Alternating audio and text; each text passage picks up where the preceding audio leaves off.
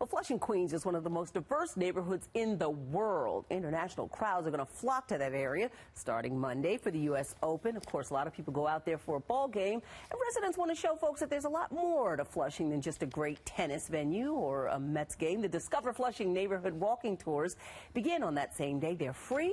They're offered by the Greater Flushing, Chamber of Commerce, and they are looking for volunteers to help them out. And here to talk about that is John Choe. He is the executive director of the Chamber. Welcome, John. Good morning. Good to have you here. Thank you so much. You know, it's so true. Even though this is like the second busiest stop, the 7 train, right Yes. on Main Street, the second busiest stop in the 5 boroughs outside of Manhattan, very few people know what all Flushing has to offer. So you're here to tell us. Absolutely. All right. Flushing is actually one of the most diverse places in the planet, as you mentioned, but also has history going back to the 1600s, has amazing shopping destinations, and for a lot of foodies, they love to come to Flushing and discover all the great, amazing food that you can taste and sample.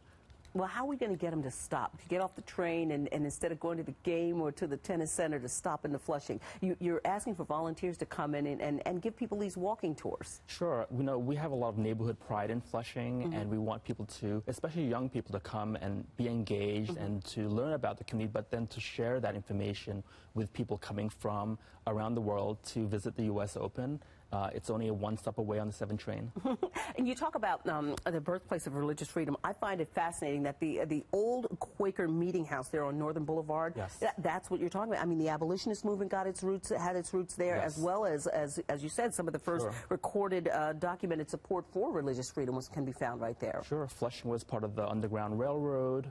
It's one of the first settlements of African Americans in New York. And, you know, civil rights, women's suffrage, all of those movements started in Flushing with Quakers coming in and helping to promote religious freedom. And you are also the site of one of the first botanical gardens in the 5 boroughs. The one everybody goes to the Bronx, but you're talking about the Queens Botanical Garden. We have an amazing botanical garden at Queens in Flushing, and it's actually the legacy of the World's Fairs in 1964. Right, and even prior to that, I think, right? And your town hall opened during the Civil War. Who knew? Yes. It's on the National Register of Historic Places, and right? There's some amazing places to look inside. There's a jail inside there. There's a lot of things that people don't know in Flushing. You know, we have people from around the world who speak 100 languages, who have all these cuisines and cultural practices that you may not know about, but it's right there a minute away from the U.S. tennis.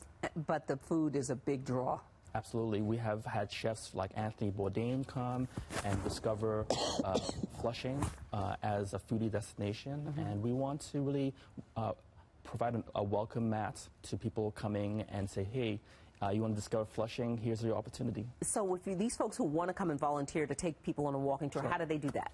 They can contact the Greater Flushing Chamber of Commerce. We have a website, flushingfantastic.nyc, where you can get a lot of contact information and learn about our campaign.